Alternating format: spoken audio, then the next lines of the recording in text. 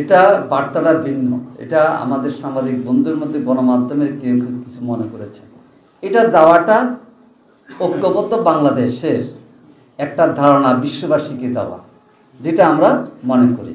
কিন্তু তিনটা দলের একসাথ হওয়া বা দলের মধ্যে রাজনৈতিক সম্পর্ক বা নির্বাচনী সম্পর্কে এটার দূরতম কোনো সম্পর্ক নাই। তবে আমি তো বলেছি যে আমরা বাংলাদেশের প্রশ্ন এক থাকবে। যদি আরও 10টা দল যেতে পারতো আরও ভালো হতো। আজকের যে কর্মশালাটা, এটা হচ্ছে আগামী জাতিসংঘ নির্বাচনের কার্যক্রমকে জোরদার করার জন্যে এবং এই আগামী জাতীয় সংসদ নির্বাচনে সবচেয়ে বেশি সফলতা আসবে যত বেশি ভোটারের উপস্থিতিতে দাঁড়িপাল্লার পক্ষে ভোট আনার ক্ষেত্রে কার্যকরী ভূমিকা পালন করা যায়। আমরা যেহেতু প্রতিযোগিতামূলক নির্বাচনে অংশগ্রহণ করেছি, হিংসা বিদ্বেষ নয়, সব ভোটারের মনকে আকৃষ্ট করে আগামী দিনে যাতে করে আমরা দাঁড়িপাল্লা প্রতীকে এই আসনে নির্বাচিত করতে পারি, সেই জন্য আমরা সবাই মিলে কাজ করবো ইনশাআল্লাহ।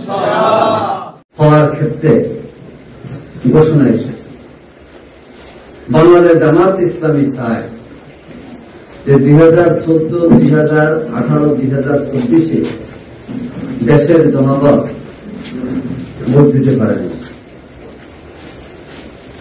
4 কোটি তরুণ ভোট দিতে পারেনি।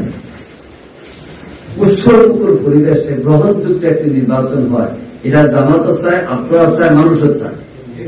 কি বলেন? এক কথায়। দ্বিতীয়, এই নির্বাচনকে আমরা বলেছি সুস্থ, নিরপেক্ষ, গ্রহণযোগ্য করার জন্য লেভেল প্লেইং ফিল্ড তৈরি করতে হবে, যাতে করে সব দল ফেসিস্টরা ছাড়া সব দল যেন অংশগ্রহণ করতে পারে, সব ভোটার যেন এখানে আসতে পারে, উৎসবমুখর পরিবেশে একটি নির্বাচন হোক।